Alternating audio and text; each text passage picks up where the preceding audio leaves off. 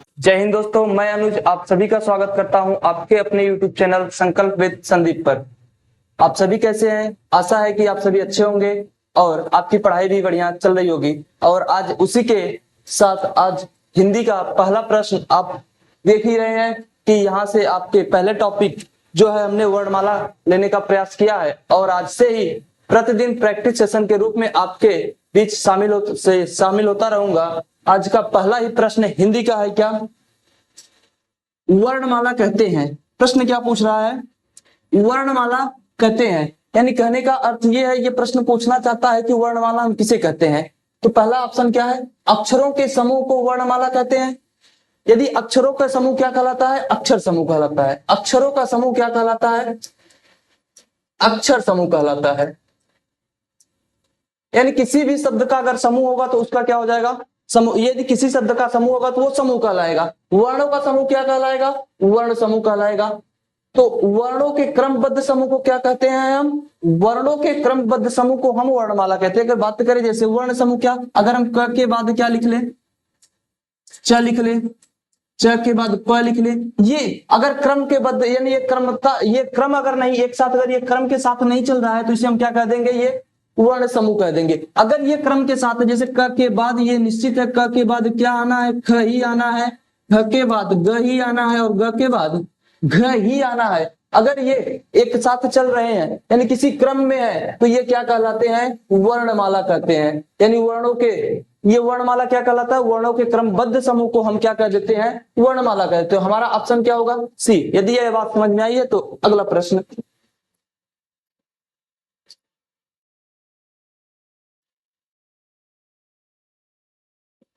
ध्यान से सुनिएगा। क्या है प्रश्न अगला? भाषा की मूल इकाई क्या है? यानी ये पूछना ये चाहता है कि भाषा की मूल इकाई क्या होती है। तो क्या हम भाषा की मूल इकाई संकेत को कह दें, या भाषा की मूल इकाई वर्णमाला को कह दें, या शब्द को कह दें? आप सभी जानते हैं कि भाषा की मूल इकाई क्या कहलाती है? भाषा की मूल इकाई ध्वनि कहलाती है। अगर कभी आपसे ये प्रश्न कर ले कि भाषा के कितने अंग होते हैं, तो ध्यान देना मित्रों, भाषा के अंग की बात करें, भाषा के अंग की बात करें तो भाषा के 3 अंग होते हैं। आप सभी जानते हैं। पहला अंग क्या होता है? सांकेतिक भाषा, सांकेतिक भाषा। दूसरा मौखिक भाषा, मौखिक भाषा। तीसरा लिखित भाषा। तीसरा क्या होता है? लिखित भाषा। भाषा के कभी अंग या प्रकार की बात करें तो भाषा के अंग या प्रकार कितने होते हैं? 3 होते हैं। कौन कौन से? सांकेतिक भाषा, मौखिक भाषा और क्या? लिखित भाषा। लेकिन अगर भाषा की मूल इकाई की बात करेंगे तो भाषा की मूल इकाई क्या कहलाती है? ध्वनि कहलाती है। अगर यहां तक की बात समझ में आ रही है तो अगला प्रश्न ये ध्यान से पढ़िए और कमेंट करिएगा क्या प्रश्न है। भाषा की सबसे छोटी इकाई क्या कहलाती है? भाषा की सबसे छोटी इकाई क्या कहलाती है? तो पहला ऑप्शन क्या है? स्वर। क्या हम भाषा की सबसे छोटी इकाई को स्वर कह दें, या भाषा की सबसे छोटी इकाई को शब्द कह दें, या भाषा की सबसे छोटी इकाई को वर्ण कह दें, या भाषा की सबसे छोटी इकाई को वाक्य कह दें? तो आप सभी जानते हैं कि भाषा की सबसे छोटी इकाई क्या कहलाती है? वर्ण कहलाती है। अच्छा, वर्ण, ये शब्द क्या होते हैं? वर्णों के मेल से जो बनते हैं, वर्णों के सार्थक योग से बना हुआ शब्द क्या कहलाता है? शब्द। यानी अगर वर्णों का सार्थक योग है तो वो क्या कहलाएगा? शब्द। अगर शब्दों का सार्थक योग है तो क्या कहलाएगा? वाक्य कहलाएगा। तो भाषा की सबसे छोटी इकाई क्या कहलाती है? वर्ण कहलाती है।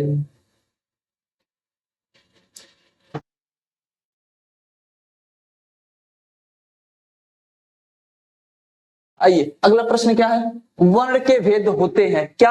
वर्ण के कितने भेद होते हैं? तो क्या वर्ण के 1 भेद होते हैं, या वर्ण के 2 भेद, या वर्ण के 3 भेद होते हैं, या वर्ण के 4 भेद होते हैं? तो ध्यान देना मित्रों, वर्ण के केवल 2 भेद होते हैं। वो भी कौन कौन से होते हैं? वर्ण के भेद 2 भेद होते हैं। पहला एक तो स्वर होता है, दूसरा व्यंजन होता है। वर्णों के भेद कितने होते हैं? वर्ण के भेद कितने होते हैं? दो होते हैं। पहला क्या? एक तो स्वर होता है, दूसरा क्या होता है? व्यंजन होता है। अच्छा, स्वर किसे कहते हैं? वे वर्ण। स्वर क्या होते हैं? वे वर्ण जिनके उच्चारण करते समय हमें किसी अन्य वर्णों की सहायता, क्या किसी अन्य वर्णों की सहायता न लेनी पड़े, उसे हम क्या कह देते हैं? स्वर कह देते हैं। आइए लिखते हैं इसको। क्या? वे वर्ण, वे वर्ण जिनके जिनके उच्चारण में अन्य वर्णों की सहायता न लेनी पड़े, उसे क्या कह देंगे? न लेनी पड़े, उसे क्या कह देंगे हम? उसे स्वर कह देंगे। लेकिन अगर किसी ऐसे वर्ण है जिनके हम उच्चारण करते समय, क्या व्यंजन किसे कहते हैं? ऐसे वर्ण जिनका उच्चारण करते समय हमें अन्य वर्णों की सहायता लेनी पड़े, उसे हम क्या कहते हैं? व्यंजन। ऐसे वर्ण, क्या? ऐसे वर्ण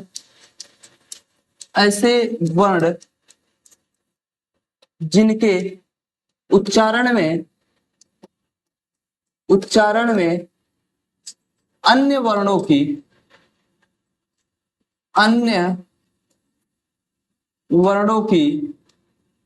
वर्णों की सहायता लेनी पड़े उसे क्या कहते हैं? उसे व्यंजन कहते हैं। उसे व्यंजन कहते हैं। यहां तक की बात समझ में आई है? क्या स्वर क्या कहलाते हैं? वे वर्ण जिनके उच्चारण में किसी अन्य वर्णों की सहायता न लेनी पड़े, उसे हम स्वर कह देते हैं। व्यंजन क्या होते हैं? वे वर्ण जिनका उच्चारण करते समय हमें अन्य वर्णों की सहायता लेनी पड़े, उसे हम व्यंजन कह देते हैं। अगर कभी आपसे प्रश्न पूछता है वर्ण के कितने भेद होते हैं, वर्ण के कितने भेद होते हैं? वर्ण के दो भेद होते हैं।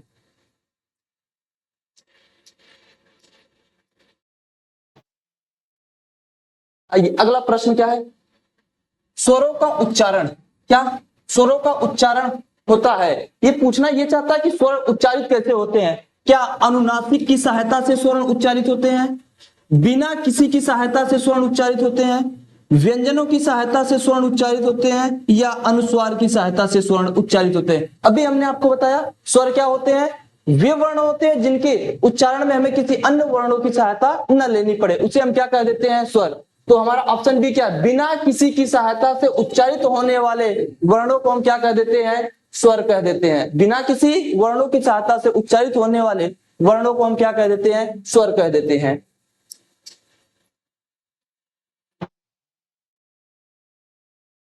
अगला प्रश्न क्या है? हिंदी वर्णमाला में स्वरों की संख्या कितनी है? हिंदी वर्णमाला में स्वरों की संख्या कितनी है? ध्यान देना, सबसे इंपॉर्टेंट बात यह है कि हिंदी वर्णमाला में जब 13 और 11 एक साथ दिख जाते हैं तो बहुत ज्यादा तकलीफ होता है, 13 को टिक करें या 11 को। तो आप इस बात को आज नोट कर लेना, जब भी आगे प्रश्न लिखा हो हिंदी वर्णमाला में स्वरों की संख्या कितनी होती है, तो हमेशा किसको? 11 को ही करना है। और वो 11 कौन कौन से आप देखना ध्यान से। पहला क्या? अ, उसके बाद आ, ह्रस्व ई, दीर्घ ई, ह्रस्व उ, दीर्घ उ, उसके बाद री, ए, ओ, और कौन से? और। यही 11 क्या है? हिंदी वर्णमाला के स्वर हैं। लेकिन अगर कभी आपसे प्रश्न ये कर ले क्या कि उच्चारण के आधार पर हिंदी वर्णमाला में स्वरों की संख्या, प्रश्न क्या है? उच्चारण के आधार पर, उच्चारण के आधार पर स्वरों की संख्या। तो ध्यान देना मित्रों, अगर आपसे यह प्रश्न कर रहा है उच्चारण के आधार पर स्वरों की संख्या, तो उच्चारण के आधार पर स्वरों की संख्या 10 होती है, न कि 11। अच्छा, इन 11 में से किसको हम शामिल नहीं करते हैं? ध्यान देना, कभी भी अगर हम री को लिखे, क्या इस री और इस री में उच्चारण में कोई अंतर नहीं होता है, इसलिए जब हमसे प्रश्न पूछा जाता है क्या उच्चारण के आधार पर स्वरों की संख्या कभी पूछेगा, तो हम इस री को काउंट नहीं करते। किसको नहीं काउंट करते हैं? इस री को हम नहीं काउंट करते हैं। अच्छा, इसी में अगर कभी अगला प्रश्न पूछ ले क्या मात्रा के आधार पर, मात्रा के आधार पर स्वरों की संख्या कितनी होती है? स्वरों की संख्या की बात करें तब पर भी आप ध्यान देना 10 ही होते हैं, लेकिन अब इस बार किसको नहीं काउंट करते हैं? तो ध्यान देना अ की कोई मात्रा नहीं होती है। अगर आपको लगता है ये, तो ये अ की मात्रा नहीं है, ये किसकी मात्रा है? ये अ की मात्रा है। अ की कोई मात्रा नहीं होती है, तो इस 10 में हम किसको काउंट नहीं करते हैं? तो इस 10 में हम किसको नहीं काउंट करते हैं? अ को नहीं काउंट करते हैं। कभी भी प्रश्न कर ले उच्चारण के आधार पर स्वरों की संख्या कितनी होती है? तो 10 होती है। मात्रा के आधार पर स्वरों की संख्या कितनी होती है? तो 10 होती है। अच्छा, एक प्रश्न और बना लेता है कभी कभी, क्या? पंडित भोला प्रसाद, पंडित भोला प्रसाद तिवारी के अनुसार, तिवारी के अनुसार स्वरों की संख्या पूछ ले, क्या? स्वरों की संख्या पूछ ले तब पर भी हमारा आंसर कितना होगा? 10 होगा। ये बात अगर समझ में आई है तो अगले प्रश्न पे चलते हैं।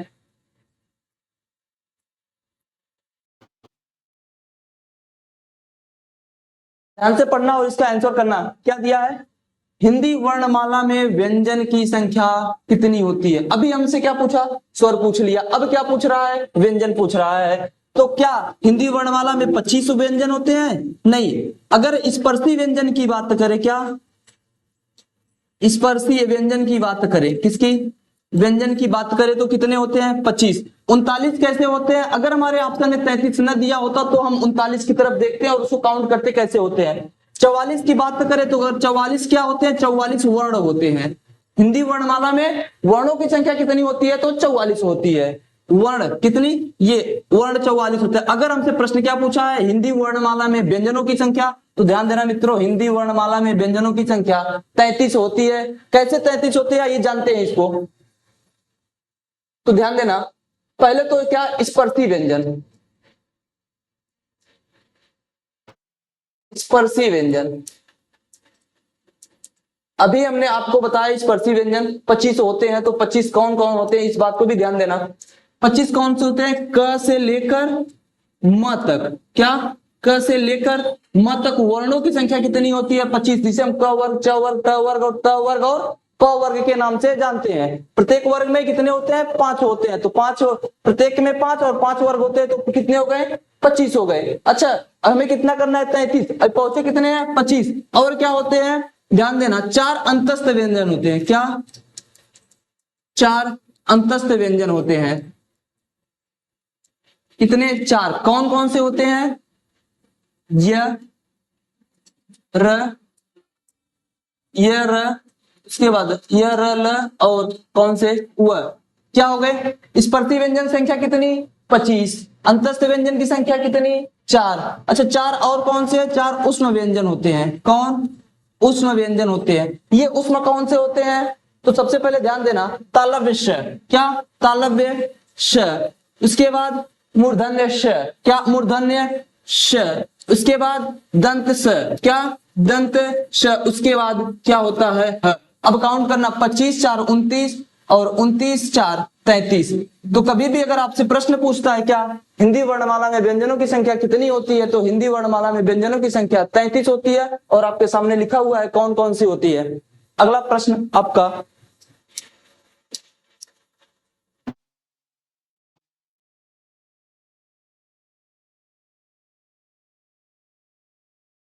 ध्यान से पढ़ना। क्या? हिंदी भाषा में कुल वर्ण लिपियां कितनी होती है? अभी हमसे पूछा क्या? पहले तो स्वर पूछ लिया, फिर व्यंजन पूछ लिया, अब क्या पूछ रहा है? वर्ण लिपि। अच्छा, वर्ण में अभी हम आपको बताए वर्ण के कितने भेद होते हैं? 2। कभी भी अगर वर्ण की बात करेगा तो हम किसको किसको काउंट करेंगे? स्वर और व्यंजन दोनों को काउंट कर लेंगे। कभी भी अगर हमसे पूछता है क्या वर्ण की बात करेगा तो हम स्वर और व्यंजन को दोनों काउंट कर लेते हैं। और एक मोस्ट इंपॉर्टेंट आगे लगा दिया, कुल वर्ण लिपियां कितनी होती है? तो कुल वर्ण लिपियां हमारी कितनी होती हैं? आप सभी जानते हैं कुल वर्ण लिपियां 52 होती हैं। तो 52 कैसे कैसे होती है आप ध्यान देना। अभी आपने पढ़ा व्यंजन की संख्या कितनी? 33 पढ़ लिया। उसके बाद आपने पढ़ा स्वर की संख्या कितनी? 11 पढ़ लिया। उसके बाद अगर अब और आगे बात करें क्या तो संयुक्त व्यंजन कितने हो गए? अच्छा, कभी पूछो वर्णों की संख्या, तो आप ध्यान देना इन दोनों को मिलाकर क्या बना? वर्ण। वर्ण की संख्या की बात करें तो कितने हो गए? 44। प्रश्न अगर आपसे पूछ ले क्या कुल न लगा हो, केवल ये पूछे हिंदी भाषा में वर्णों की संख्या कितनी होती है, तो 44। अगर कुल की बात किया तो और आगे चलना ध्यान से। अब इसमें संयुक्त व्यंजन भी काउंट होता है। क्या? संयुक्त व्यंजन, इनकी संख्या कितनी होती है? इनकी भी संख्या 4 होती है। और क्या काउंट होते हैं इसमें? 2 उत्क्षिप्त व्यंजन होते हैं। क्या? उत्क्षिप्त व्यंजन होते हैं। 2 उत्क्षिप्त व्यंजन होते हैं और 2 अयोगवाह होते हैं। 2 अयोगवाह होते हैं। अब ध्यान देना, 2 उत्क्षिप्त कौन कौन से होते हैं? 2 से 4 संयुक्त कौन से हैं? और 4 देखना ध्यान से, 4 संयुक्त में कौन कौन से आएंगे? छ, त्र, श्र और ज्ञ। 4 संयुक्त में कौन कौन से आएंगे? छ, त्र, श्र, ज्ञ। अच्छा, उत्क्षिप्त में कौन कौन से आएंगे? ये और ये। अच्छा, इन दोनों का नाम क्या है? तो इस बात को ध्यान देना, ये ड और ड नहीं, ड और ड नहीं कहेंगे अब इनको। इस दोनों में अंतर क्या है? इसमें नीचे बिंदी लगी है और ये क्या बिंदी लगी है, तो इसका उच्चारण तो ड और ढ होता है, लेकिन इसका उच्चारण करते हैं तो इसके पहले हम क्या लगा लेते हैं? अ लगा लेते हैं। तो अब इसका उच्चारण अड्डा और अड्डा के रूप में करेंगे। क्या करेंगे? अड्डा और अड्डा के रूप में करेंगे। अच्छा, अयोगवाह कौन कौन से होते हैं? आप सभी जानते हैं, अनुस्वार और अंग और अ। इसका नाम क्या होता है? अनुस्वार होता है। अनुस्वार होता है। और इसका नाम क्या होता है? विसर्ग होता है। इसका नाम क्या होता है? विसर्ग। और इन दोनों को संयुक्त रूप से हम क्या कर देते हैं? अयोगवाह कर देते हैं। कभी आपसे प्रश्न कर ले, अनुस्वार और विसर्ग को हम क्या करते हैं? तो क्या कर देते हैं? अयोगवाह कर लेते हैं। तो ध्यान देना, 44 4 48, 2 50 और 2 52। तो क्या पूछा था हमसे? हिंदी वर्णमाला में कुल वर्णों की संख्या कितनी होती है? तो हिंदी वर्णमाला में कुल व्यंजनों की संख्या 52 होती है।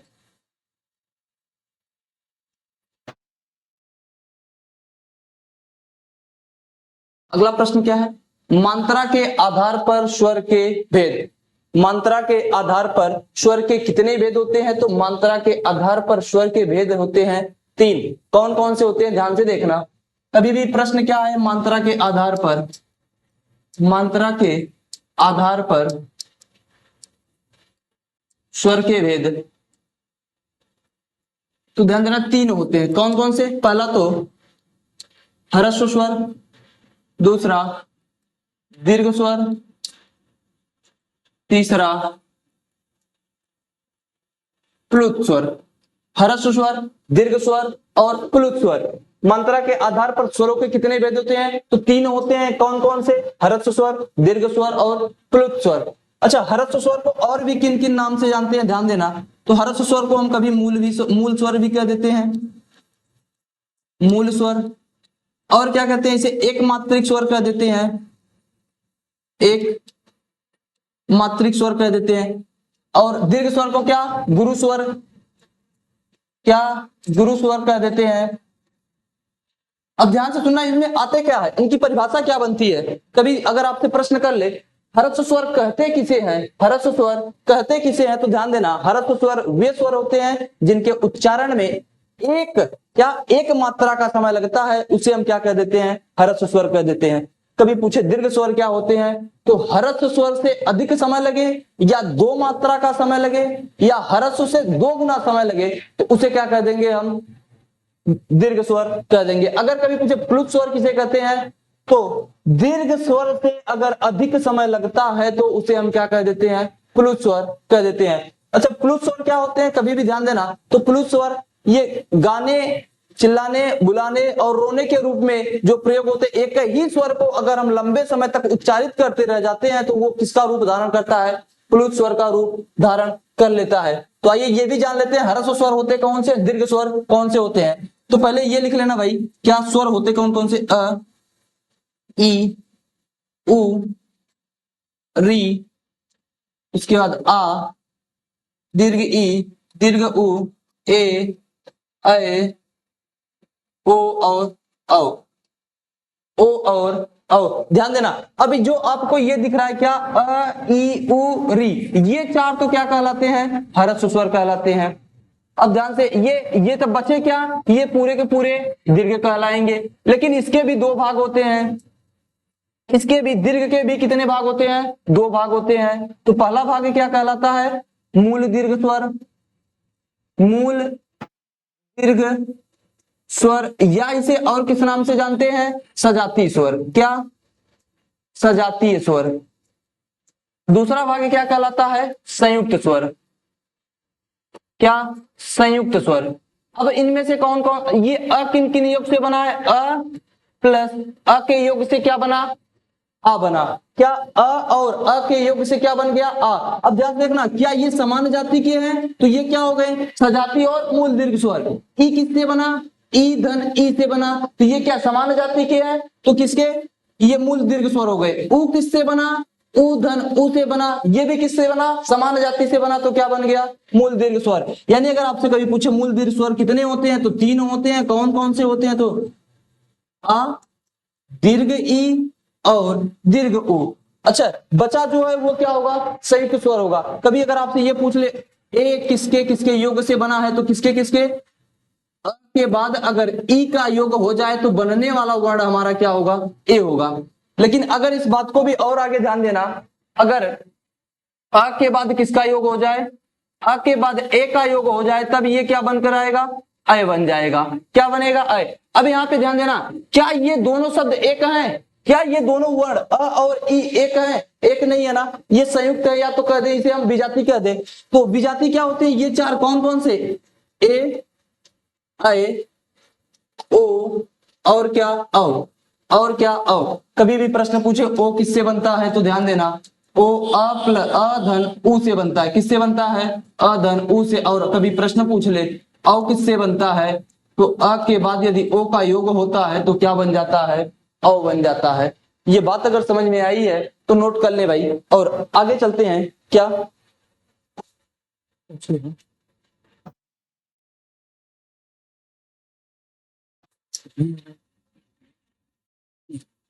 प्रश्न ध्यान से पढ़ें, किस समूह के सभी स्वर लघु स्वर है। प्रश्न क्या है, किस समूह के सभी स्वर लघु स्वर है। तो अभी हमने आपको बताया लघु स्वर क्या होते हैं, अ,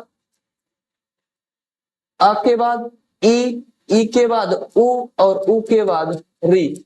ये चारों क्या है, लघु स्वर है, या इसे हम ह्रस्व स्वर या इसे हम मूल स्वर कहते हैं। तो बताना भाई, क्या इसमें क्या है, अ है एकदम सही, ई है एकदम सही, लेकिन ये जो दीर्घ उ आ गया, ये क्या है, ये दीर्घ उ है, तो ये क्या दीर्घ स्वर है, और ये भी क्या है, दीर्घ स्वर है। क्या, अच्छा इसमें क्या है, इसमें देखो ये दीर्घ स्वर है, ये संयुक्त स्वर है, ये दोनों ह्रस्व स्वर हैं। इसमें ये भी ह्रस्व, ये भी ह्रस्व, ये भी ह्रस्व और ये भी ह्रस्व स्वर है। ये तीनों चारों क्या है, ह्रस्व स्वर। इसलिए हमारा ऑप्शन क्या सही होगा, ऑप्शन सी सही होगा। क्या होगा, ऑप्शन सी। क्योंकि पूछा ही था कि कौन सा लघु स्वर है, तो कौन सा लघु स्वर है, ई, अ ई उ और री। अगले प्रश्न पे आते हैं।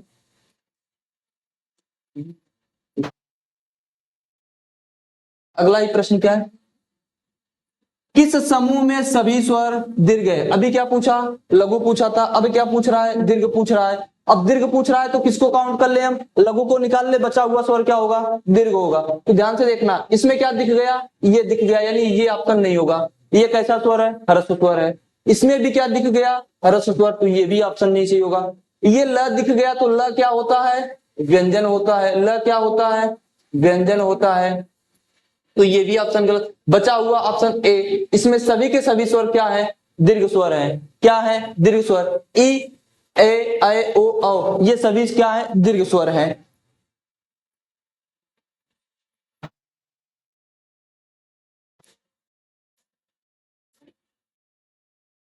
किस स्वर के उच्चारण में दीर्घ से भी अधिक समय लगता है। किस स्वर के उच्चारण में दीर्घ से भी अधिक समय लगता है, तो इसके पहले अभी हमने आपको बताया, एक मात्रा का स्वर किसमें लगता है, ह्रस्व में लगता है। अगर ह्रस्व से अधिक समय लगा तो क्या कहलाएगा, दीर्घ कहला देगा। ह्रस्व से अधिक समय लगा तो क्या होगा, दीर्घ होगा। यदि दीर्घ से अधिक समय लग गया तो क्या कहलाएगा, प्लुत कहलाएगा। क्या कहलाएगा, प्लुत। तो पूछ क्या रहा है, दीर्घ स्वर से अगर अधिक समय लगता है तो क्या कहलाता है, प्लुत कहलाता है। अगर अब अनुस्वार आ गया है तो इसकी भी बात यहीं पे देख लेते हैं, अनुस्वार किसे कहते हैं। ध्यान से देखना, अनुस्वार होते क्या हैं, क्या अनुस्वार क्या होते हैं? तो अनुस्वार, तो पहले इसका अनुस्वार की चिन्ह की बात करें तो अनुस्वार का चिन्ह क्या होता है, ये होता है। अगर हम क्या किसी भी ये ऊपर अगर बिंदी लगा है तो ये क्या होगा, अनुस्वार होगा। तो लेकिन अनुस्वार का प्रयोग कहां पे होता, तो लिख लेना अनुस्वार का प्रयोग, प्रयोग प्रायः, प्रायः संस्कृत यानी कह सकते हैं तत्सम, प्रायः तत्सम रूप में होता है। कहां पे होता है, प्रायः तत्सम रूप में होता है, प्रायः तत्सम रूप में होता है। अगर कभी भी प्रश्न करता है अनुस्वार का प्रायः प्रयोग कहां पे होता है, तो ध्यान देना अनुस्वार का प्रायः प्रयोग कहां पे होता है, तत्सम के रूप में होता है। एक बात और भी ध्यान देना, इसके उच्चारण करते समय क्या, इसके उच्चारण करते समय नाक से अधिक प्राणवायु और मुख से कम प्राणवायु निकलता है। कभी भी परिभाषा पूछ ले, क्या अनुस्वार के उच्चारण में नाक से अधिक प्राणवायु और मुंह से कम प्राणवायु निकलती है, प्राणवायु निकलती है। इतनी बात। अगर बात कभी करें कि अनुनासिक क्या होते हैं, तो अनुनासिक का चिन्ह कैसा होता है, ये दिखता कैसा है, तो ध्यान देना अनुनासिक कैसे होते हैं। अनुनासिक का दूसरा ही नाम क्या होता है, चंद्रबिंदु। क्या, चंद्रबिंदु। तो चंद्रबिंदु कैसे लगाते हैं, ऐसे लगा लेते हैं। लेकिन अगर कभी प्रश्न पूछ ले कि इनका प्रयोग प्रायः कहां पे होता है, तो इनका प्रायः प्रयोग तद्भव के शब्दों के रूप में होता है। प्रायः प्रयोग इनका कहां पे होता है,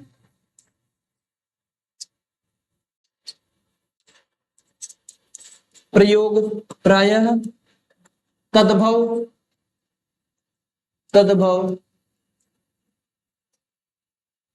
शब्दों के रूप में होता है, तद्भव शब्दों के रूप में होता है, प्रायः तद्भव शब्दों के रूप में होता है। लेकिन अगर इसकी परिभाषा की बात करें तो ठीक इसी का उल्टा होगा। क्या, इसमें नाक से अधिक प्राणवायु निकल रही है और मुख से कम, इसका क्या होगा, मुख से अधिक प्राणवायु निकलेगा। क्या, मुख से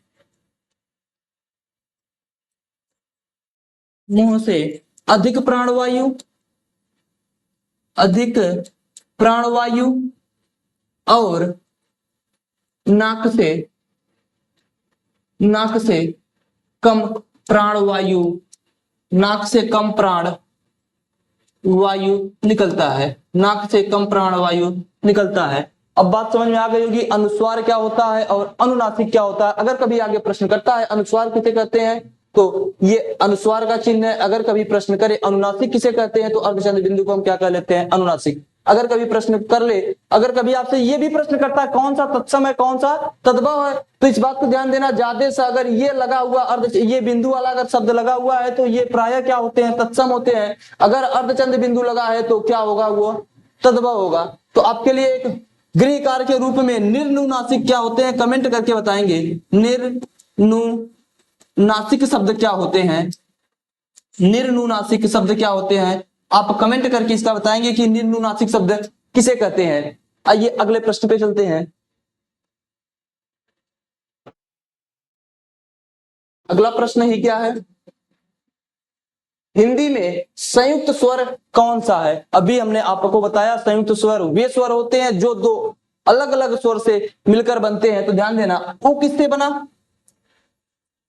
उ प्लस उ से मिलकर बन गया क्या, उ बन गया, तो इसे क्या कह देंगे हम, दीर्घ स्वर कह देंगे। क्या, दीर्घ स्वर कह देंगे। आगे ध्यान देना, ई किससे बना, ई धन ई से बना तो क्या कहलाएगा, दीर्घ स्वर।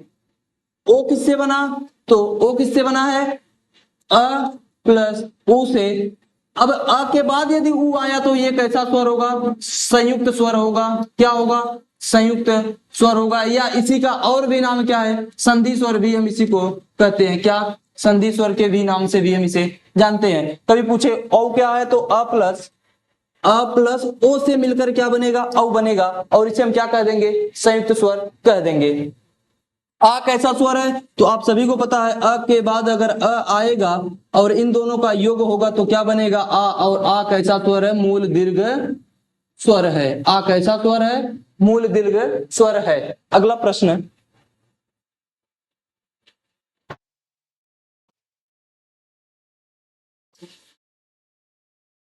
ध्यान से पढ़ें और इसका आंसर करें। क्या दिया है, निम्नलिखित में से कौन सा शब्द स्वर का वर्गीकरण नहीं है। निम्नलिखित में से कौन सा शब्द स्वर का वर्गीकरण नहीं है। पहला क्या है, हरस्व स्वर। हमने अभी आपको बताया मात्रा के आधार पर स्वर के 3 वेद होते हैं। कौन कौन से होते हैं, हरस्व स्वर। उसके बाद हमने क्या बताया आपको, प्लुत स्वर और क्या, दीर्घ स्वर। ये 3 अगर नहीं है तो बच कौन सा गया, द्वित्व बच गया। द्वित्व क्या होता है, द्वित्व एक प्रकार का व्यंजन है। यदि एक ही वर्ण का 2 बार रिपीटेशन और एक ही स्वर के सहारे बोल दिए जाए तो उसे क्या कह देते हैं, हम द्वित्व कह देते हैं। जैसे अगर हम बात करें द्वित्व क्या होता है, कभी दिल्ली, क्या लिख लिया हमने, दिल्ली। अब ध्यान देना, ये जो ल 2 बार आ रहे हैं ये क्या है, एक प्रकार से द्वित्व व्यंजन है। बात समझ में आई। अगला प्रश्न,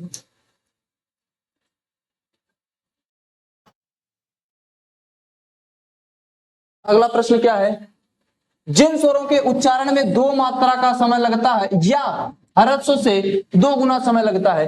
जिन स्वरों के उच्चारण में 2 मात्रा का समय लगता है या हरस्व से 2 गुना समय लगता है उसे क्या कहते हैं। अगर हरस्व से अधिक समय, अच्छा ध्यान देना, लघु स्वर, मूल स्वर, ये दोनों एक ही का नाम है। 2 जगह पे लिखा है, ये क्या है, एक ही स्वर है, केवल नाम अलग अलग है। कभी बात करें पुरुष स्वर तो प्लुत क्या होते हैं, दीर्घ से अधिक समय लगेगा। किससे, दीर्घ से अधिक समय लगता है तो उसे हम क्या कह लेंगे, प्लुत कह लेंगे। लेकिन अगर गुरु स्वर की बात करें तो गुरु स्वर किसे कहते हैं, अगर गुरु स्वर है तो किससे ज्यादा समय लगेगा, हरस्व से अधिक समय लगेगा। किससे, हरस्व से 2 गुना समय लगता है, 2 गुना समय लगता है। आज के लिए इतना ही, बाकी अगले सेशन में मिलते हैं कल और इसको और भी आगे लेकर चलेंगे। थैंक यू, धन्यवाद, जय हिंद।